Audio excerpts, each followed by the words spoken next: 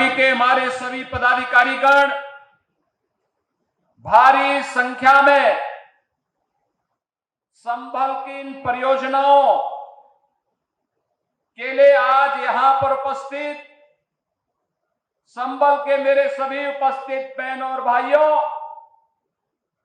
भगवान कल्कि और भगवान हरिहर की इस पावन धरा को नमन करते हुए मैं आप सबका हृदय से अभिनंदन करता हूं।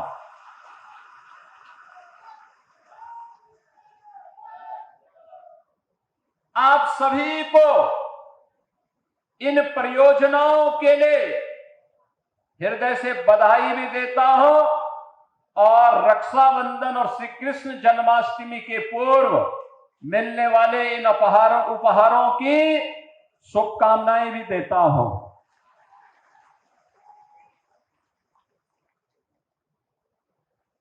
9 अगस्त को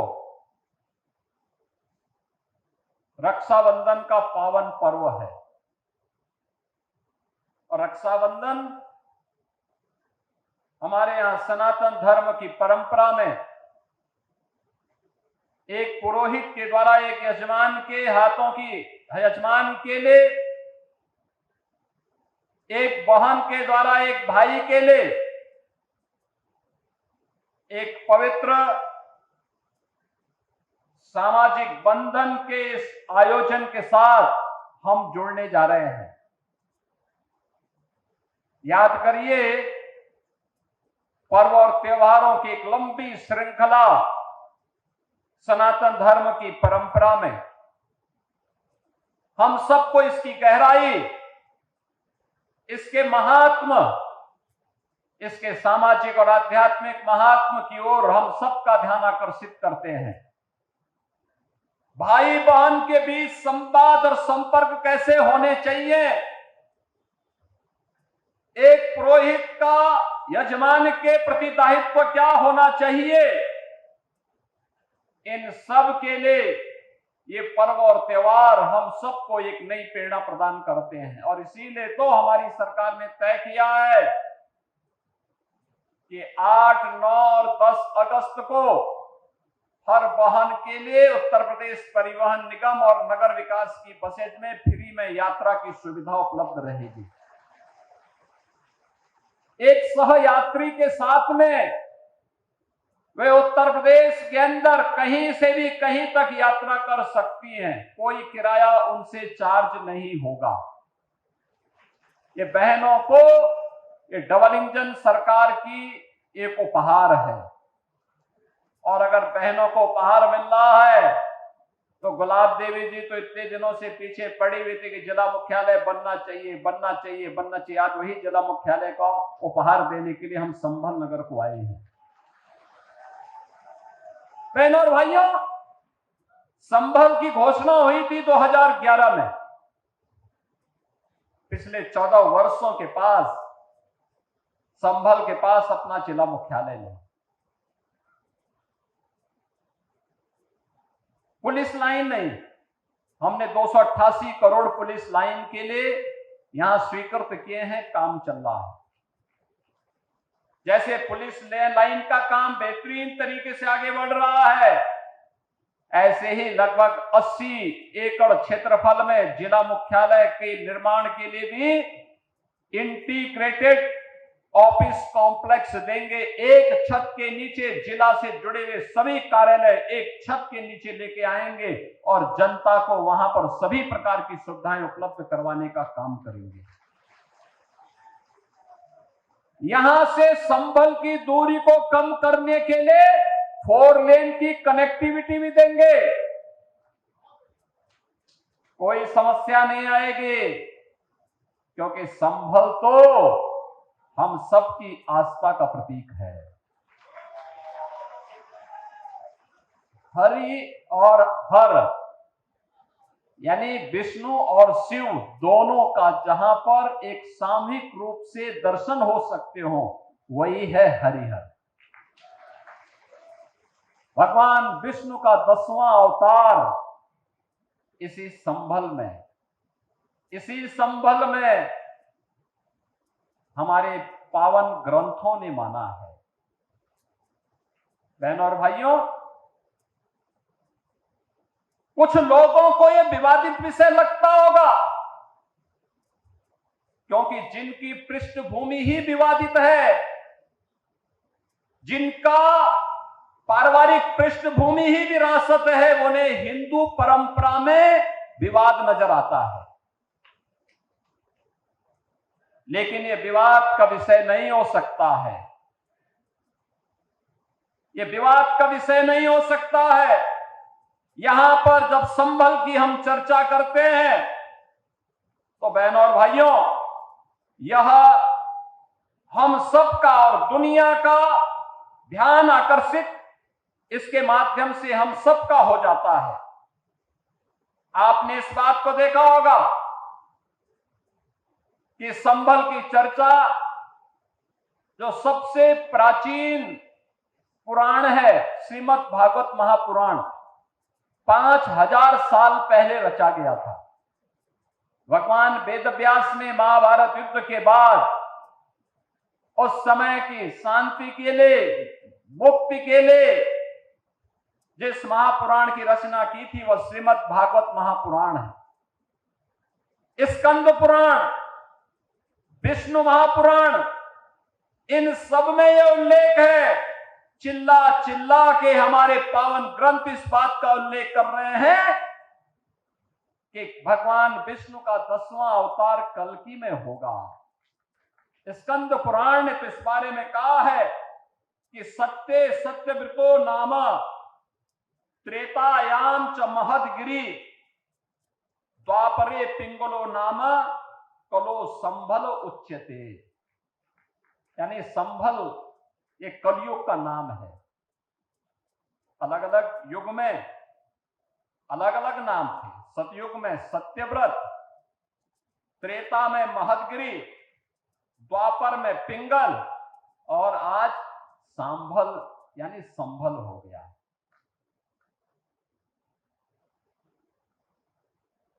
ये स्कंद पुराण कहता है। और पुराण के ही इसी प्रसंग को अगर आप ध्यान में रख करके देखेंगे तो वही प्रसंग हम सबका ध्यान आकर्षित करते हैं। स्कंद पुराण ही इस बात का उल्लेख भी करता है, जहां पर स्कंद जी महर्षि अगस्त से इस बारे में कहते हैं कि आकर्णे महाभाग पूर्वे सांभलेश्वरम गंगारथ प्रामध्य सतम क्षेत्रम च योजन त्रयम।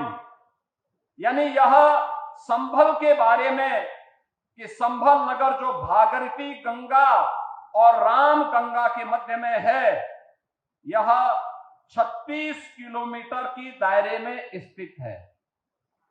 इसके महात्म के बारे में, इसके क्षेत्रफल के बारे में यह स्पष्ट उल्लेख किया जाता है। और श्रीमद् भागवत महापुराण में भी इस बात का उल्लेख करता है कि यदा चंद्रस्य च सूर्यस्य च तथा तिस्य बृहस्पति एक राशो समेस्यन्ते तदा भवति तत्कृतम। अर्थात चंद्रमा, सूर्य और बृहस्पति के तीनों ग्रह जब उस्य नक्षत्र के प्रथम चरण में एक साथ प्रवेश करेंगे तभी सतयुग का प्रारंभ होगा, जो श्री कल्कि श्री विष्णु के अवतार और सतयुग और कलयुग की संधि में होगा। अब जिसके पास दृष्टि न हो तो उसके बारे में हम क्या कह सकते हैं। और संभल एक सच्चाई है। बहनों और भाइयों, इस सच्चाई का उल्लेख हमारा ग्रंथ कहता है।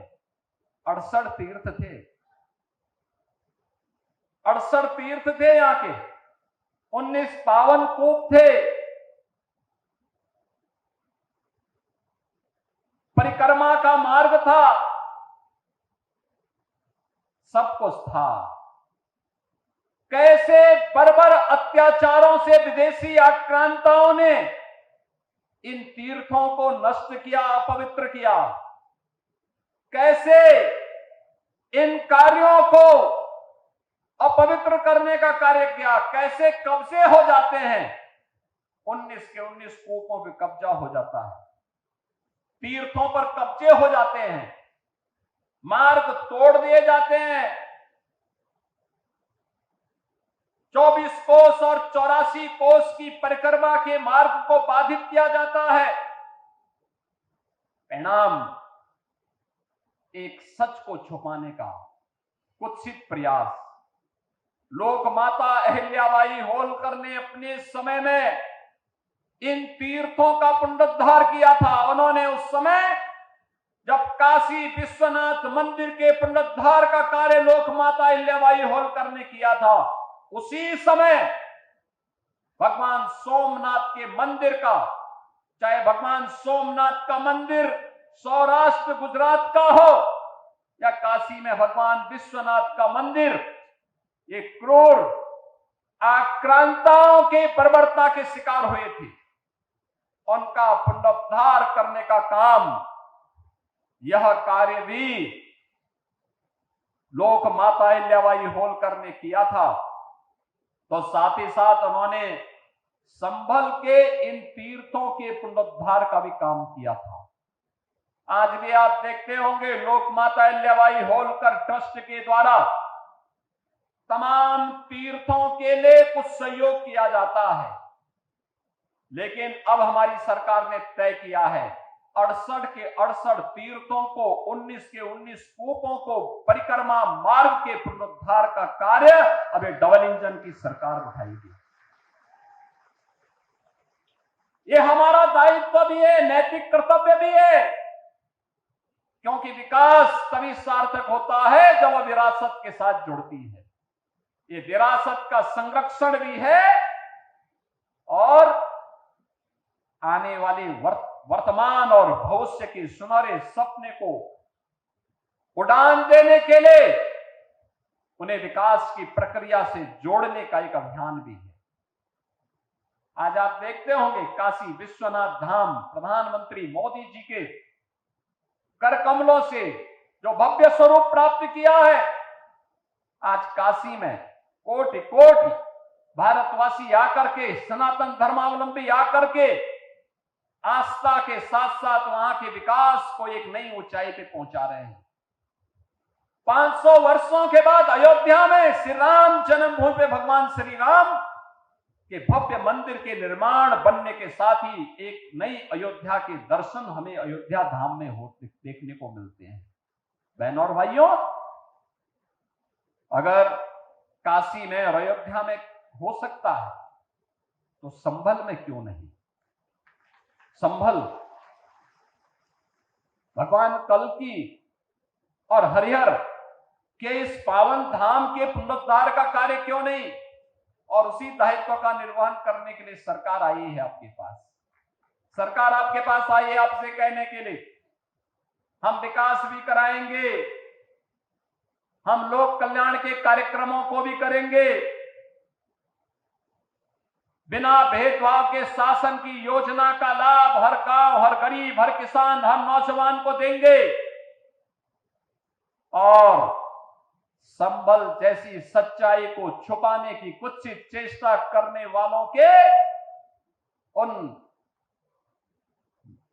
गलत मंसूबों को भी ध्वस्त करने का काम करेंगे। जो भारत और भारतीयता को, भारत की विरासत को कलंकित करने का कार्य करेंगे, उन्हें वह सबक सिखाएंगे। उनकी आने वाली कई पीढ़ियां याद करेंगी कि वह भी किन लोगों से टकराए थे। बहनों और भाइयों, संभल की इसी सच्चाई को आज डबल इंजन की सरकार देश और दुनिया के सामने ला रही है। हमारे पास शास्त्रीय प्रमाण भी है, हमारे पास पुरातात्विक प्रमाण भी है, हमारे पास लोक मान्यताएं भी हैं और हमारे कार्यक्रम को जिस स्तर पर आगे बढ़ाने का काम हुआ है, आज उसी को एक शुभारंभ करने के लिए मुझे सावन मास में, देखो विष्णु का अवतार है, होने वाला है, तो भगवान विष्णु की इस संभावित अवतार की भूमि को, भगवान कल्कि की इस पावन धरा को श्रावण मास में, यानी भगवान शिव का महीना है, तो हरि का भी और हर का भी एक साथ समन्वय आज यहां पर हो रहा है। इसीलिए हम लोग आज यहां पर आए हैं। जो योजनाएं हम लेके आए हैं, ये तो एक छोटी सी झलक है, इसकी एक छोटी सी झलक है। ये कार्य युद्ध स्तर पर आगे बढ़ेंगे। जितना बड़ा पुलिस लाइन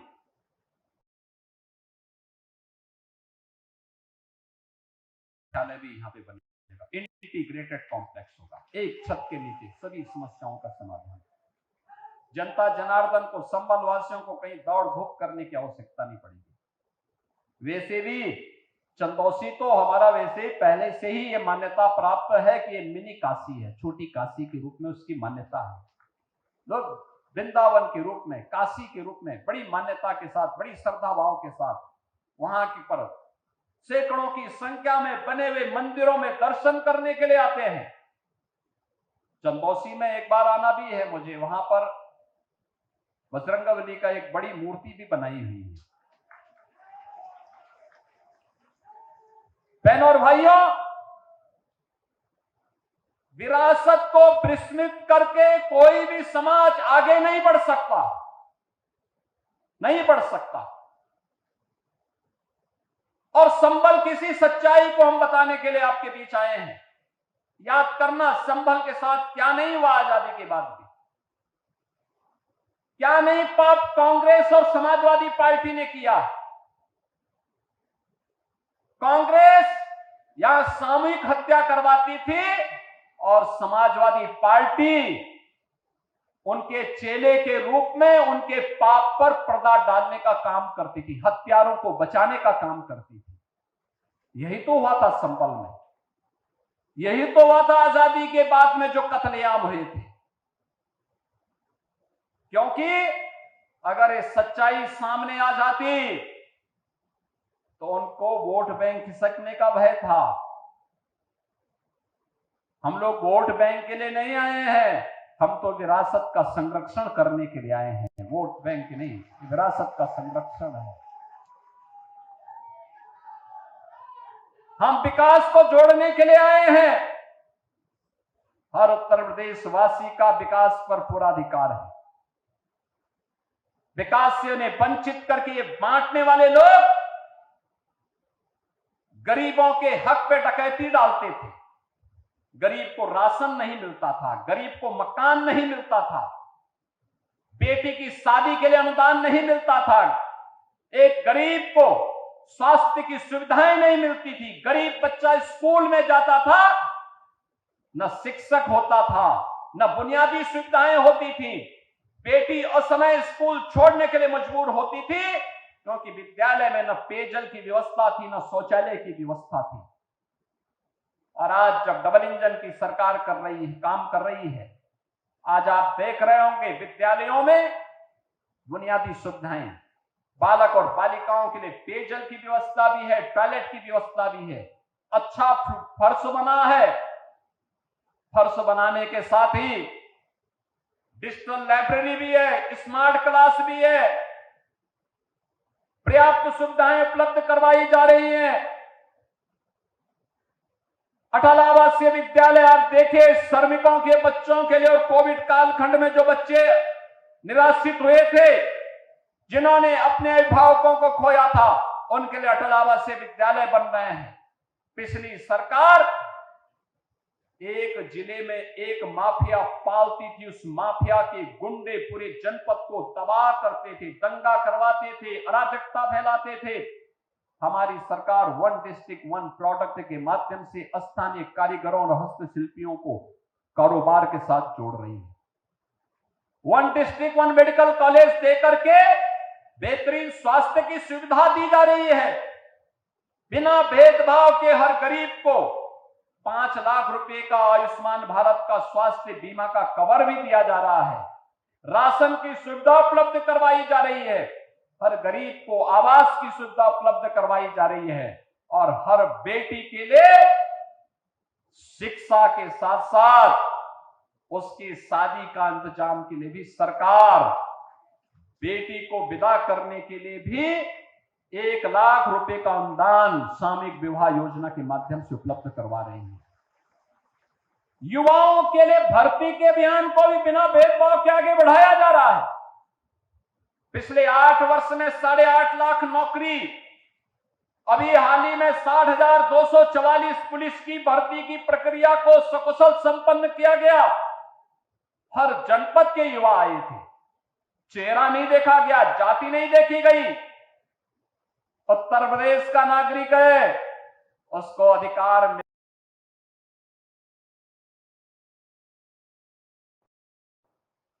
उत्तर प्रदेश के हर नागरिक को सुरक्षा की गारंटी भी चाहिए और इसीलिए हम कहते हैं पिछली सरकार में दंगे होते थे, अराजकता फैलती थी, शोषण होता था, न बेटी सुरक्षित थी, न व्यापारी सुरक्षित था। आज बेटी भी सुरक्षित है, व्यापारी भी सुरक्षित है, हर उत्तर प्रदेशवासी सुरक्षित है, केवल दंगाई सुरक्षित नहीं है। दंगाई के ऊपर महाकाल अब अपना वास्तविक असर दिखा रहा है।